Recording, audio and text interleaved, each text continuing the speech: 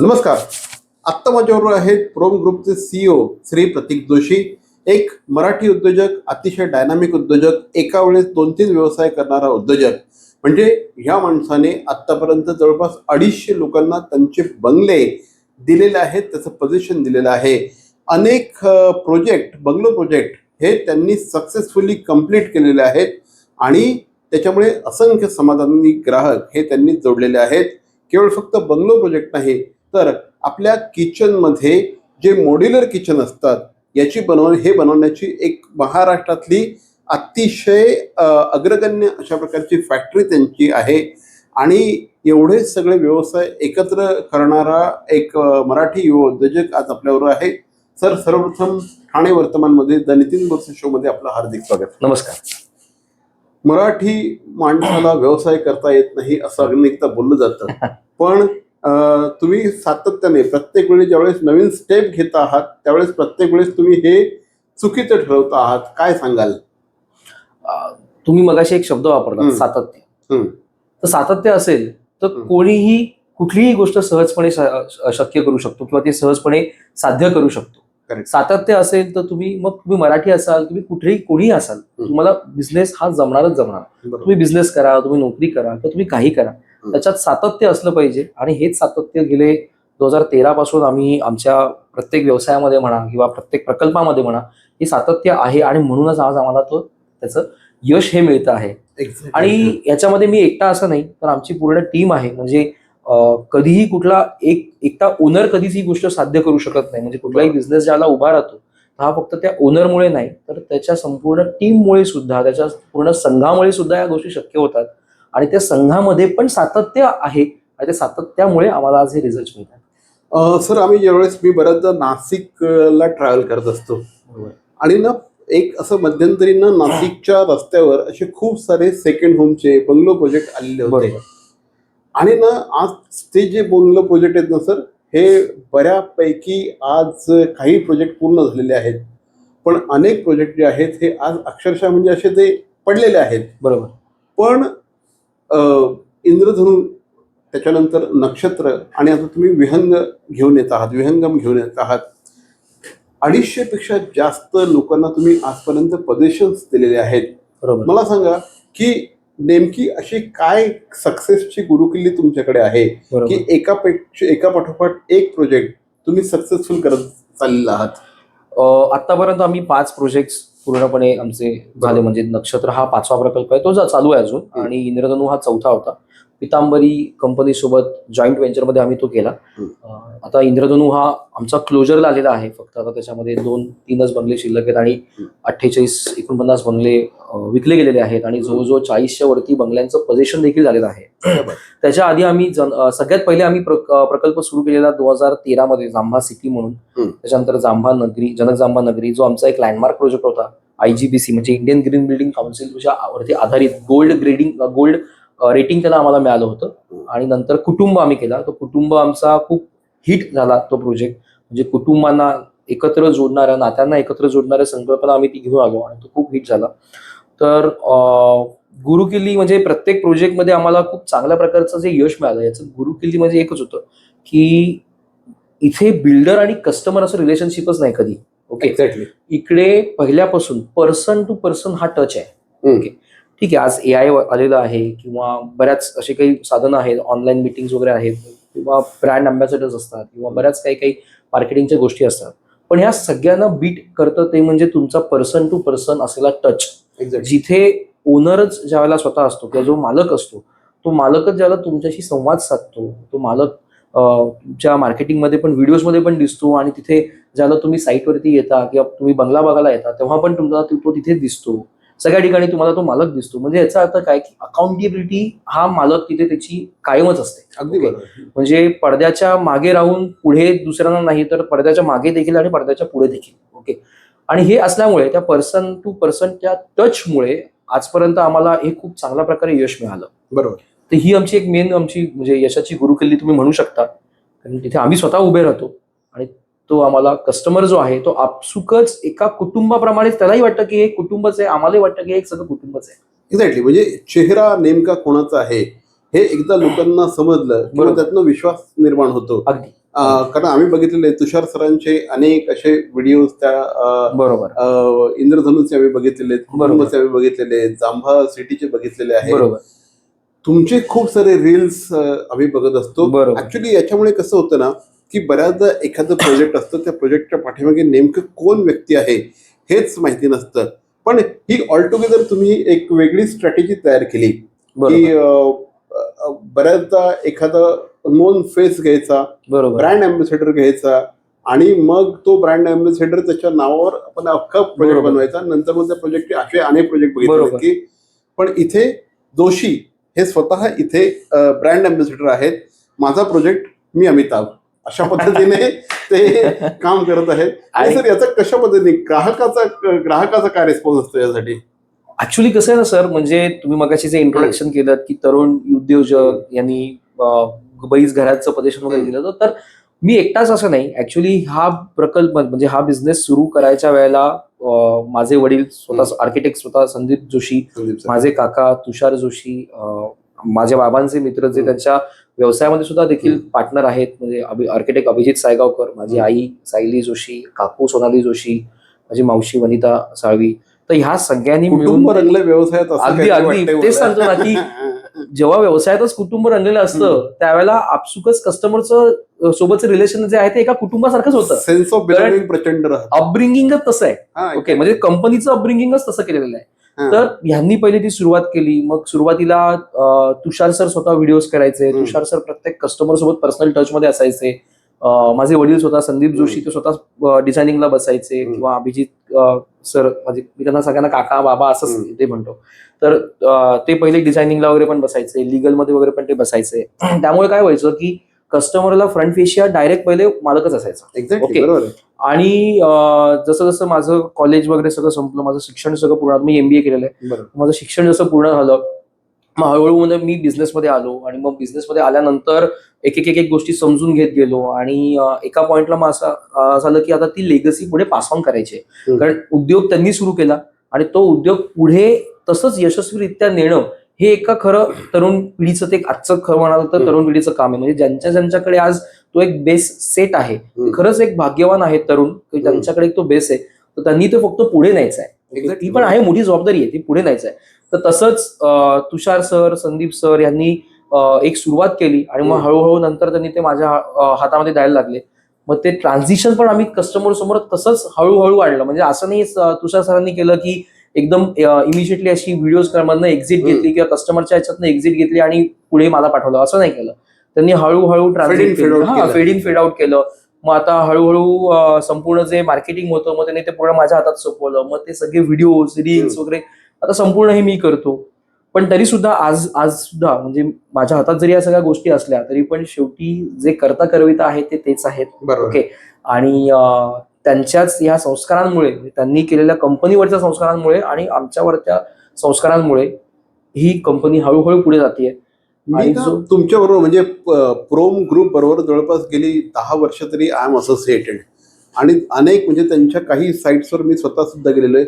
अनेकदा असं बघतो ना की तिकडचे जे लोक असतात, तुमचे जे तिकडचे बायर्स असतात, कस्टमर्स असतात, तुमचे खरेदीदार जे असतात, हे स्वतःच आणखी 4-5 लोकांना घेऊन येतात. हो, आणि माणूस ना त्याच वेळेस लोकांना घेऊन येतो की ज्या वेळेस तो स्वतः खूप जास्त कन्व्हिन्स असतो. अगदी हा जो विश्वास आहे ग्राहकांमध्ये तुम्ही जो इन्कल्केट करू शकलेला आहात, बरोबर, निर्माण करू शकलेला आहात, हा तर माझ्यामध्ये फक्त बाकी सगळ्या गोष्टींना मार्केटिंग, ऍडव्हर्टायझिंग, ब्रँडिंग, प्रमोशन ह्या सगळ्या गोष्टींना नंतर खूप छोट्या राहतात ज्यावेळेस ग्राहकाचा तुमच्यावर प्रचंड विश्वास निर्माण झालेला. बरोबर बरोबर. हा जो विश्वास आहे, हा विश्वास कशामुळे डेव्हलप झाला? बघा कसं आहे ना की ह्या सगळ्या यशाचं किंवा या विश्वासाचं क्रेडिट हे आम्ही स्वतः कधीच ऍज अ ओनर म्हणून कधीच घेणार नाही. ओके, कारण जसं कस्टमरला आम्ही विश्वास द्यायचो, म्हणजे ज्याला कस्टमर आमच्यासोबत बसायचा, घर घ्यायचा ज्याला बसायचा, तर त्याला आम्ही जो विश्वास कस्टमरला द्यायचो की काळजी करू नका, हे आपल्याच घराप्रमाणेच इथे सगळं होणार आहे, स्वप्न तुम्ही बघताय पण पूर्ण करण्याचं निमित्त मात्र आम्ही आहोत. ओके, तर हा जो विश्वास आम्ही कस्टमरला द्यायचो तोच सेम विश्वास, तेच सेम सातत्य आमच्या टीमनी पण तिथे साईटवरती दाखवलं. एक्झिक्युशन सगळ्या म्हणजे अगदी नॉट ओनली एक्झिक्युशन, म्हणजे प्रत्येक डिपार्टमेंटमध्ये हा विश्वास पर्टिक्युलर हे झाला, म्हणजे सगळा पर्क्युलेट झाला प्रत्येक डिपार्टमेंटमध्ये. मग ते साईटवरचं एक्झिक्युशन का असेना, म्हणजे साईट सुपरवायझर असेना किंवा अगदी अकाउंट्स मधनं रिसिप्टच्या याच्यामध्ये असेल किंवा कुठल्याही फायनान्शियल याच्यामध्ये असेना, सर्व्हिसेसमध्ये किंवा मेंटेनन्समध्ये, तर ह्या सगळ्या ठिकाणी आमच्या टीमनी देखील तो विश्वास, आम्ही दाखवलेला विश्वास तो सारखं ठरवला आणि त्या कस्टमरला पण त्यांनी तो त्यांच्याकडनं पण विश्वास दिला. म्हणून आज हे यश खरं तर आमच्यापर्यंत प्राप्त झालेलं आहे आणि म्हणून एक संतुष्ट कस्टमर 100 संतुष्ट कस्टमरला घेऊन येतो. एक्झॅक्टली. म्हणजे तो जो हे जे तयार होतं ना, की ज्यावेळेस एखादा माणूस रेकमेंड करतो त्यावेळेस ना फार गरजच लागत नाही काही मार्केटिंगची किंवा बाकी इतर तुम्हाला काही बोलायची गरज नाही. अरे म्हणजे एखादा मूव्ही का चालतो तर तो माउथ पब्लिसिटीवर चालतो. ऍक्च्युली या जोशींचा जो बंगलो प्रोजेक्टचा जो मूव्ही आहे ना, हा बऱ्याचसा माउथ पब्लिसिटीवर चालतो.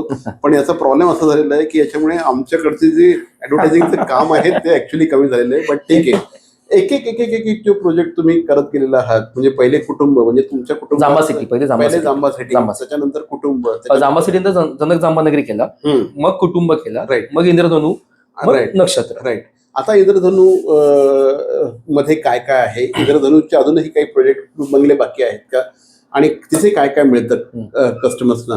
इंद्रधनु हा जो आमचा प्रकल्प आहे ना, तो त्याच्या नावाप्रमाणेच, म्हणजे इंद्रधनुष्याच्या 7 रंगांप्रमाणेच तो नटलेला प्रकल्प आहे. म्हणजे प्रत्येक बंगला जो तिकडे आहे तो थीम वाईज या 7 रंगांमध्ये नटलेला आहे. ओके.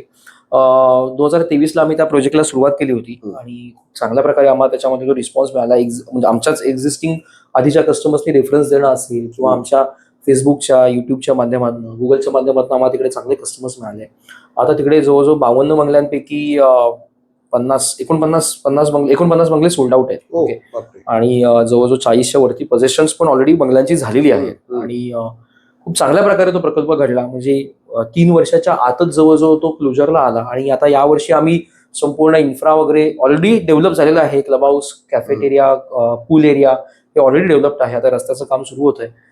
तर या वर्षीच्या एंड पर्यंत तो प्रकल्प पूर्ण आमचा हँडओव्हर. निसर्गरम्य प्रकल्प आहे तो, पूर्णपणे सॉलिड प्रकल्प आहे एकदम तो. म्हणजे आम्ही 2 दिवस तिथे ज्यावेळेस राहायला गेलो होतो, तिथेच पितांबरीचं ॲग्रोटुरिझम तिथे आहे आणि अक्षरशः तुम्ही ना असं निसर्गाच्या सानिध्यात, निसर्गाच्या एकदम जवळ गेल्यासारखं वाटायला लागतं. काय म्हणजे आतमध्ये शिरताना सगळं माणूस विसरून जातो. बरोबर सर. कसं आहे ना, म्हणजे आता कोकण म्हटलं तर लोक कोकणात काय येतात, तर पहिली गोष्ट म्हणजे निसर्ग. अगदी बरोबर. समुद्र तर काय तुम्हाला मुंबईमध्ये पण तो समुद्र बघायला मिळतो, पण कोकणामध्ये लोक काय येतात तर निसर्ग आहे, कोकणातली शुद्ध हवा आहे किंवा कोकणातली जी जीवनशैली आहे. आता हळूहळू काय झालंय ना, की सर्टन एज नंतर लोक आता तिथे स्थलांतर करण्याच्या दृष्टीने बघायला लागले. इव्हन तरुण पिढी सुद्धा, आताची जी तरुण पिढी आहे, जी माझ्या जनरेशनची आहे किंवा जे 35-40 मधले आहेत, ती सुद्धा लोकांचा आता पर्स्पेक्टिव्ह असा झालेला आहे की वर्क फ्रॉम होम आहे माझं जर का किंवा हायब्रिड आहे, तर जेव्हा वर्क फ्रॉम होम असेल तेव्हा मी तिथे माझ्या गावातल्या घरी जाऊन राहील, तिकडनं काम करेन. प्रत्येकाला आपण वायफायची प्रोव्हिजन देतोच. ओके. तर तिकडे येऊन ते काम करतात. अगदी छान प्रकारे त्यांचं तिकडे ते आयुष्य व्यतीत करतात. रिटायर लोक जी आहेत ती ऑलरेडी इथे कायमस्वरूपी राहायलाच येत आहेत. ओके. कारण सगळ्या सुखसोयी आपण देतोय तिकडे. तर आता हे सगळं करताना ना, जो मेन आमचं कोर होतं की कोकणातल्या निसर्गाला कुठलाही धक्का न लावायचा. कारण मेन कोकण हा निसर्ग आहे. तिथपर्यंत पोहोचतं. सो असंच आम्ही बघतो की इतकं सुंदर प्लांटेशन व्हावं किंवा अत्यंत सुंदर स्वरूपातलं लँडस्केपिंग तिकडे असावं आणि त्याप्रमाणेच प्रत्येक बंगल्याचं प्रोफेशनल लँडस्केप आर्किटेक्चर प्रमाणे ते आर्किटेक्चर होतं, लँडस्केपिंगचं आर्किटेक्चर होतं. त्याच्यानंतर कॉमन एरियाचं पण तसं लँडस्केपिंग आर्किटेक्चर होतं आणि याच्यासाठी स्वतंत्र डेडिकेटेड आमची टीम कामच करते. आमचं प्रत्येक प्रोजेक्टमध्ये 5 वर्षाचा कॉम्प्लिमेंटरी मेंटेनन्स असतो. ओके. मेन हा जो मेंटेनन्स कशासाठी असतो, कारण बरेचदा काय होतं की जी लोक ज्यांना आता त्यांचं ऑफिस वगैरे चालू आहे, जे शहरामध्ये असतात, तर त्यांना सतत येणं जमत नाही. ते कुठेतरी शनिवार रविवार येणं किंवा सुट्टीमध्ये येणं असं होतं आणि मग लोक बरेचदा सेकंड होमचा डिसिजन घेत नाहीत किंवा त्याला वेळ का लावतात, कारण मनामध्ये पहिले हा प्रश्न असतो की अरे ते घेतलंय पण ते सांभाळणार कोण. बरोबर. तर पहिल्या प्रोजेक्ट पासून म्हणजे राईट फ्रॉम 2013 जो जांबा सिटी होता तिथपासून ते आत्ताचं नक्षत्र, त्या प्रत्येक प्रकल्पामध्ये आम्ही कॉम्प्लिमेंटरी मेंटेनन्स दिलाय. काही प्रकल्पात 2 वर्ष, काही मध्ये 5 वर्ष दिलेलं आहे. त्याच्यामध्ये आम्ही आठवड्यातनं 2दा आतमधला बंगला सगळा क्लीन करतो. त्याच्यानंतर जे प्रत्येक बंगल्याचं जे गार्डन असतं किंवा लँडस्केपिंग सगळं जे केलेलं असतं त्याला सुद्धा पहिले 5 वर्ष फार क्रिटिकल असतात अगदी. कुठल्याही झाडाची निगा राखण्यासाठी. बरोबर. तर त्याचं कटिंग, शेणखत देणं, पाणी वगैरे करणं, पाणी देणं, तर ह्या सगळ्या गोष्टी 5 वर्ष आमच्या हातात असतात. त्यामुळे जे कोर प्रिन्सिपल मी तुम्हाला म्हटलं की कोकणातला निसर्गाला कुठलीही धक्का नाही लावायचा आहे. त्यामुळे ह्या मेंटेनन्समुळे काय होतं की जे गार्डन्स आहेत, तुम्ही आलेला तुम्ही बघितलं सुद्धा बरोबर. की प्रत्येक गार्डन मधली फळं असतील, फुलं असतील, ही कायम भरलेलीच दिसणार तुम्हाला. क्या बात. कुठल्याही झाडांची कत्तल तिथे आम्ही करत नाही. कत्तल न करता पूर्णपणे हे प्रकल्प केलेले असतात. एक्झॅक्टली. हे बंगला असून देखील असं आहे ती एक गेटेड कम्युनिटी आहे. गेटेड कम्युनिटी असल्यामुळे काय होतं की सिक्युरिटी खूप चांगल्या प्रकारची आहे आणि मेंटेनन्सची, आणि अक्षरशः म्हणजे हेच असतं की बऱ्याचदा एखादा बंगला घेतल्यानंतर कुठेतरी आयसोलेटेड प्लेसमध्ये घेतल्यानंतर ते घेताना बरं वाटतं, पण नंतर मग त्याचं मेंटेनन्स, त्याची सिक्युरिटी, सगळ्या दुनियाभरच्या गोष्टी तिथे असतात. पण तुमचे सगळेच प्रकल्प गेटेड कम्युनिटी आहे आणि त्याच्यामुळे सिक्युरिटी हा एक खूप महत्वाचा विषय प्रत्येकासाठीच असतो, कारण आजकाल तो आपल्याला पहिले प्राथमिकता त्याला द्यावीच लागते. ऍट द सेम टाइम आता तुम्ही विहंगम नावाचा प्रकल्प आणता आहे. बरोबर. ते आणखी काहीतरी वेगळंच टोटल युरोपियन शैलीमध्ये तुम्ही ते करता आहात. बरोबर. काय आहे हा प्रकल्प? विहंगमची थीम आहे 1 BHK चे European row houses. Okay. Actually Vihangam हा नक्षत्राचाच एक भाग आहे. नक्षत्रमध्ये विहंगम आम्ही हा एक सेगमेंट ऍड केला, कारण करंटली नक्षत्र हे 2 BHK आणि 3 BHK चे सगळे बंगलोज आहेत आणि 1 BHK चा आम्ही एक वेगळा जो सेगमेंट आहे तो आत्ताच्या नक्षत्र हेरिटेज जो आमची थीम आहे त्याच्यापासून थोडा कट ऑफ करून त्याला आम्ही एका वेगळ्या स्वरूपाचं कोंडण दिलेलं आहे. ओके. जे युरोपियन बेस्ड 1 BHK आहेत. जे विहंगम याचं नाव ठेवण्याचं कारण असं आहे की त्याला पॅनोरॉमिक व्ह्यूज, त्याचा अर्थ असा होतो एंडलेस व्ह्यूज किंवा पॅनोरॉमिक व्ह्यूज. तर त्या बंगल्यांचे स्ट्रक्चर सुद्धा तसेच आहेत. म्हणजे व्हर्टिकल मोठ्या प्रकारची एक ट्रान्सपरंट ग्लास आहे ज्याने बाहेरनं तुम्हाला पूर्ण पॅनोरॉमिक व्ह्यू मिळतो. किंवा जो टेरेस आहे 1 BHK ला सुद्धा मोठा 11x11चा मॅसिव्ह टेरेस दिलेला आहे. ओके. सो तो त्याच्यावरनं तुम्हाला संपूर्ण एंडलेस व्ह्यूज दिसावेत असा तो संकल्पना एक आहे. ओके. त्याचबरोबर हा जो पूर्ण प्रकल्प असणार आहे 22 बंगल्यांचे रो हाऊसेस आहेत विहंगममध्ये, नक्षत्र विहंगममध्ये. तर हे सगळे जे रो हाऊसेस आहेत ना, हे आम्ही इन्व्हेस्ट टू अर्न या स्कीमच्या अंडर ते आणतोय. म्हणजे इन्व्हेस्ट टू अर्न म्हणजे काय की तुम्ही इन्व्हेस्ट करा, तुम्हाला जास्त ज्याला तुम्ही येत नाही, म्हणजे तुम्हाला समजा यायला मिळत नाहीये, तुमच्या काही रिस्पॉन्सिबिलिटीज आहेत, शहरात तुम्ही अडकला आहात, तुमच्या कामाच्या रिस्पॉन्सिबिलिटीज आहेत, तर अशा वेळेला त्याच्यातनं तुम्हाला अर्निंग सोर्स पण एक डेव्हलप होत राहील. ओके. म्हणजे जवळजवळ वर्षाला जे काही त्याच्यावरती अर्निंग होईल त्याचा 40% जो रेव्हेन्यू आहे तो डायरेक्ट कस्टमरला मिळणार. ओके. इमिजिएटली त्या कस्टमरला मिळणार. वार्षिक रेव्हेन्यू जो काय असेल तो त्याचा 40% तो मंथली वाईज आपण डिवाइड करून त्यांना देणार. म्हणजे इन्व्हेस्टमेंट मधून तुम्हाला अर्निंगचा पण एक मोठा वेगळा सोर्स आहे. आणि हा पूर्ण प्रकल्प जो आहे विहंगमचा तो आम्ही इन्व्हेस्ट टू अर्न या स्कीमच्या अंडर किंवा या थीमच्या अंडरच आम्ही तो आता आणतोय. सो 600 स्क्वेअर फीटचा तो एक 1 BHK चा आहे, मोठा 1 BHK आहे 600 स्क्वेअर फीटचा. खूप छान प्रकारचं त्याचं स्ट्रक्चर आहे आणि हे रो हाऊसेस आहेत साधारण एक 42 ते 45 लाखाच्या रेंज मधले, all inclusive, fully furnished with 2 वर्षाचा कॉम्प्लिमेंटरी मेंटेनन्स, हे सगळं इन्क्लूड करून साधारण कुठेतरी 42-45 लाखाची ती व्हॅल्यू आहे. त्याचं मार्केटिंग आम्ही थोडं एक गणपती नंतर सुरू करू, कारण त्याचं आता रेराच्या काही गोष्टींचं काम चालू आहे. रेरामध्ये लिगलिटीज आणि टाउन प्लॅनिंग मध्ये वगैरे सगळं चालू आहे. ते तर ऑथॉरिटी म्हणजे तुम्हाला मार्केटिंग तेव्हाच तुम्ही करू शकता ज्या वेळेला त्याचं रेराचं अप्रुव्हल असतं. त्यामुळे त्या गोष्टी आम्ही पाळतोय व्यवस्थित. रेराचं अप्रुव्हल आलं की मग आम्ही आमच्या रेग्युलर इंस्टाग्राम किंवा फेसबुकवरती, गुगलवरती आमच्या त्याच्या ऍड्स वगैरे सुरू होतील. हे सगळं करत असताना, बंगले हे सगळे बनवत असताना आजपर्यंत जवळपास 400 पेक्षा जास्त बंगले त्यांनी बनवले, ते विकले. आणि हे सगळं करत असताना मॉड्युलर किचनची एक खूप सुंदर फॅक्टरी, स्टेट ऑफ आर्ट अशा प्रकारची फॅक्टरी त्यांची आहे. आणि प्रोम चं जे मॉड्युलर किचन्स आहेत याला एक वेगळ्या प्रकारची मान्यता आहे. काय सांगाल सर याविषयी पण जरा सांगा. आमचा एक मॅन्युफॅक्चरिंगचा वर्टिकल आहे, प्रोमक्राफ्ट इंडिया प्रायव्हेट लिमिटेड या नावाने आमचं ते वर्टिकल आहे. आणि 1999 पासून ते वर्टिकल कार्यरत आहे. त्याची फॅक्टरी आमची पहिले डोंबिवलीमध्ये होती. 2020 ला आम्ही ती कोकणामध्ये शिफ्ट केली पूर्णपणे. जवळजवळ ती 10-12 हजार स्क्वेअर फीटची मोठी फॅक्टरी आहे. ती संपूर्ण जर्मन आणि इटालियन मशीन्स इक्विप्ड आहेत. सगळ्या गावातल्या लोकल माणसांनाच तिथे आज रोजगार मिळालेला आहे. जवळजवळ 35 ते 40 लोक आज तिथे तिकडे कार्यरत आहेत. आणि तिथून संपूर्ण मॉड्युलर किचन्स आम्ही बनवतो सगळी, आणि ऑल ओव्हर इंडिया ती सप्लाय करतो. नॉट ओनली किचन्स, तर आम्ही विंडोज करतोय, डोअर फ्रेम्स विथ डोअर्स करतोय, बेसिनच्या खालचे व्हॅनिटी बॉक्सेस करतोय. ओके, तर ह्या सगळ्या गोष्टी आम्ही आता ऑलरेडी आमच्या चालूच आहेत. आणि वेगळेपणा म्हणजे की 2010 साली आम्ही सगळ्यात पहिले एक मोठं इनोव्हेशन भारतामध्ये केलं होतं, ते म्हणजे ॲक्रेलिक मॉड्युलर किचन्स. भारतामध्ये पहिले ॲक्रेलिक मॉड्युलर किचन्स हे प्रोमक्राफ्टने आणले. त्याच्यानंतर मग आम्ही सतत आमचे R&Ds वगैरे चालू असतात. करंटली आमच्याकडे आता 8 डिझाईनचे पेटंट्स आहेत स्वतःचे. त्याच व्यतिरिक्त आता आम्ही बांबूच्या मॅन्युफॅक्चरिंग मध्ये पण खूप मोठ्या प्रमाणामध्ये आता उतरतोय. त्याच्यामध्ये आता करंटली आमच्या स्वतःचे जे प्रोजेक्ट्स आहेत, जसं नक्षत्र आहे, इंद्रधनू आहे, त्याच्यामध्ये बांबूचे मोठे छान गझिबो आम्ही त्याच्यामध्ये करतो आहोत. त्याच्यानंतर बांबूपासून आमचं लाइटिंग सिस्टीमचे आर्टिफॅक्ट्स असतील किंवा ज्या काही टेबल्स आपले डायनिंग टेबल वगैरे असेल, तर ह्या सगळ्याची आमची आता R&D वगैरे चालू आहे. आणि आमच्या प्रोजेक्टमध्ये आता आम्ही ते R&D करतोय, देतोय सगळ्या लोकांना, ते प्रोव्हाइड करतोय. लवकरच हे नंतर बाहेर सुद्धा आम्ही मार्केटमध्ये आणण्याचा प्रयत्न आमचा आहे. पण ते व्यवस्थित त्याची R&D झाली की मगच त्याचं हे म्हणजे फॉल्स कमिटमेंट कुठलेही नाही. तरुणांना काय सांगालो, कारण आता तुम्ही किती 30-32 असाल? माझं 31. आणि ते 31व्या वर्षी एक लिगसी जरी घेऊन आलेली असते, तरी ही लिगसी मेंटेन करत, ती डेव्हलप करत, ती वाढवत प्रोम ग्रुपचं जे संपूर्ण काम आहे ते खूप इफिशियंटली पुढे नेत आहेत. प्रतीक सर, काय सांगाल तरुणांना, ज्यांना बिझनेसमध्ये यायचे अशा तरुणांना काय सांगाल? सो मग जसं मी म्हटलं की सातत्य, तुम्ही सातत्य ठेवा. तुम्हाला इमिजिएटली यश तर नाही पटकन मिळणार, पण त्याने खचून न जाता त्याच्यात सातत्य असलं पाहिजे. म्हणजे असं नाही की बाबा मी आज व्हिडिओ टाकला तर मला त्याच्यावरून भरपूर लीड्स येतील किंवा काय. तुम्हाला त्याला वेळ द्यावा लागतो, तुम्हाला ते वाढवावं लागतं, तुम्हाला त्याला ग्रूमिंग करावं लागतं. तर ते ग्रूमिंग चांगलं करा.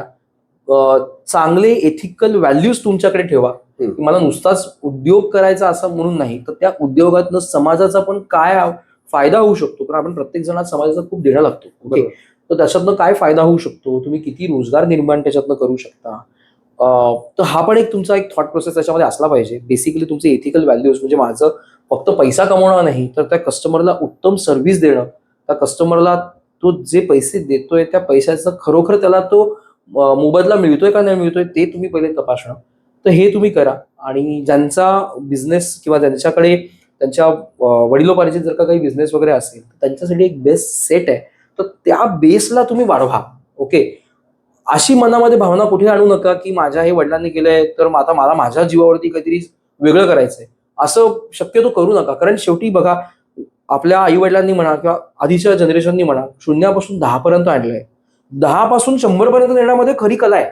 बरोबर, कारण शेवटी तुमच्या आई वडिलांचा एक फेस असतो किंवा तुमच्या फॅमिलीचा एक फेस असतो, आणि त्यांनी एका व्हॅल्यूजनी त्या कंपनीला मोठं केलं असतं. सेम व्हॅल्यूज जतन करून, नवीन नवीन इनोव्हेशन्स करून ते मार्केटमध्ये नेणं, हे सगळ्यात मोठं जिगरीचं काम आहे. तर तुम्ही ते ऍज अ चॅलेंज म्हणून स्वीकारा, सातत्य ठेवा, डिसिप्लिन ठेवा आणि नम्रता बाळगा.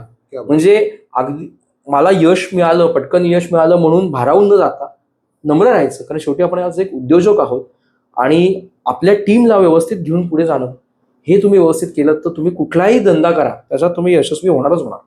एक्झॅक्टली. कदाचित त्यामुळेच या सगळ्या व्यवसायांमध्ये खूप चांगलं यश सगळ्याच जोशी फॅमिलीला आज मिळतं आहे. म्हणजे तुषार जोशी आहेत, संदीप सर आहेत, त्यानंतर आता ही जी पिढी आहे पुढे घेऊन चाललेले प्रतीक सर आहेत, या सगळ्यांनी मिळून हा व्यवसायाचा डोलारा मोठ्या प्रमाणात वाढवलेला आहे. आणि प्रचंड समाधानी अशा ग्राहकांची प्रचंड मोठी फौज त्यांनी तयार केलेली आहे. त्यामुळे कुठलाही नवीन प्रकल्प, बंगलो प्रकल्प असू देत किंवा प्रोमक्राफ्टच्या माध्यमातून मॉड्युलर किचन, फर्निचर, ह्या सगळ्या गोष्टी ज्या आहेत या पुढे चाललेल्या आहेत. त्यांचं आता जे नवीन प्रोजेक्ट येतं आहे विहंगम, हे देखील त्याच पद्धतीने पुढे जाणार याबद्दल खात्री आहे. जाता जाता काय सांगाल सर? जाता मी एकच सांगेन की नक्षत्र जेव्हा आम्ही लॉन्च केला होता 2024ला आम्ही लॉन्च केला, आणि त्या लॉन्चिंग केल्यानंतर आम्ही वेगवेगळे विषय घेऊन लोकांच्या समोर आलो. ओके, म्हणजे काही BTS बिहाइंड द सीन्स, म्हणजे प्रोजेक्ट कसा घडतो किंवा त्याचे लिगॅलिटीज काय असतात, किंवा आम्ही वेगवेगळ्या विषयांपासून लोकांपर्यंत पोहोचलो आणि लोकांनी आम्हाला त्याला खूप चांगला प्रतिसाद दिला. आणि अगदी हार्डली एक सव्वा ते 1.5 वर्षाच्या अंतरामध्ये नक्षत्र 56 बंगल्यांपैकी 40 आम्हाला विकले पण गेले. ओके, आणि त्याच्यामध्ये तर आमचे 4 बंगले असेत की जे खूप लक्झरियस आहेत, 4 BHK, एकदम लॅविश, प्रायव्हेट पूल एरिया वगैरे असेल. त्याची प्राइसेस जो 2.5-3 कोटीची वगैरे, तोही त्यातला विला विकला गेला. आणि आम्हाला खूप त्याच्यातनं चांगला कॉन्फिडन्स मिळाला. आणि हा सगळा कॉन्फिडन्स ह्या आम्हाला आमच्या ग्राहकाने दिला. अगदी बरोबर. म्हणजे आज आम्ही त्या गोष्टी केल्या, पण त्याची शेवटी दाद जी आहे त्याची जी आहे ती आम्हाला कस्टमरनी दिली आणि हीच आमची पोचपावती आहे. त्यामुळे जाता मी तेच सांगेन की उत्तम गोष्ट देण्याचा प्रयत्न करा, नम्रतेने द्या, नम्र राहा आणि आपण काहीतरी दुसऱ्यांचं समाजाचं पण देणं लागतो ही भावना मात्र मनामध्ये नक्की ठेवा. तर हे होते प्रतीक सर आणि पुन्हा एकदा सांगतोय की अतिशय नम्रपणे, अतिशय म्हणजे हे सगळं ना रक्तातच असावं लागतं. तुम्ही त्यांच्याशी ज्यावेळेस भेटाल त्यावेळेस तुम्हाला कळेल, ॲज अ ग्राहक भेटाल, ॲज कुठल्याही भूमिकेतून तुम्ही त्यांच्याशी भेटाल त्यावेळेस तुम्हाला कळेल की या जोशी फॅमिलीची लिगसी काय आहे आणि हीच जी लिगसी आहे ही ग्राहकांनी उचलून धरलेली आहे. सर आमच्याशी बोललात त्याबद्दल धन्यवाद आणि धन्यवाद. तुमच्या सगळ्या प्रकल्पांसाठी हार्दिक शुभेच्छा.